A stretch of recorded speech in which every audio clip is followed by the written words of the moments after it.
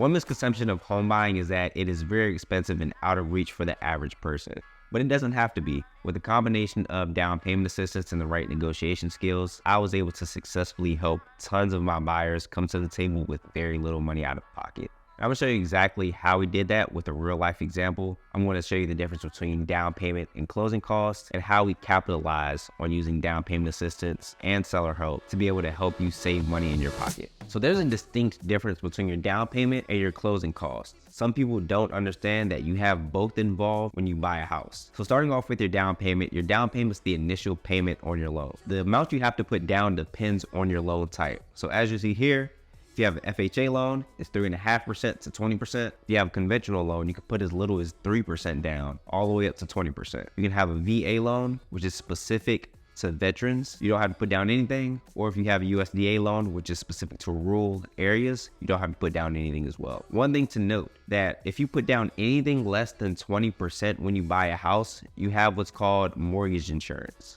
Mortgage insurance is a specific amount that you have to pay that goes to the lender in the case that you default on your payments, meaning that you start missing payments. Now, to go to your closing costs. Now, your closing costs are a one-time fee to transfer the property from one person to another. So this includes things like your real estate taxes, any prepaid HOAs, your lender fees, your title company fees, any admin fees from the realtor.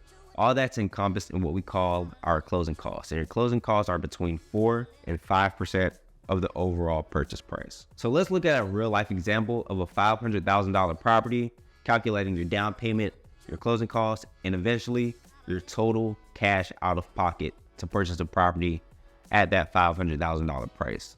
Now, I don't know too much about math, but I know a whole lot about real estate, so I'm gonna pull out my calculator, okay? So, at a $500,000 purchase price, your down payment, if you're using an FHA loan, is gonna be 3.5%. That makes our down payment $17,500. Now to our closing costs, again, calculating that $500,000 payment, and we're gonna go to the max, worst case scenario at all times, 5%. That puts us at $25,000 for our closing costs. So in total, again, I don't know a lot about math, but I know a whole lot about real estate. $17,500 plus $25,000 makes our total cash to close for a $500,000 property, $42,500.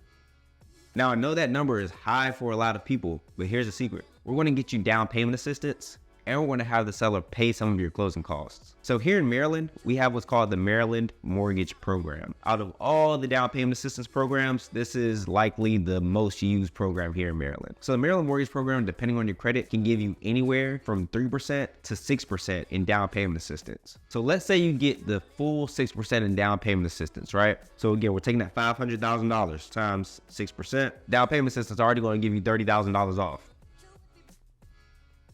So now we're left with $12,500. Now what we're going to do next, we're going to ask the seller to give us a seller credit of $12,000.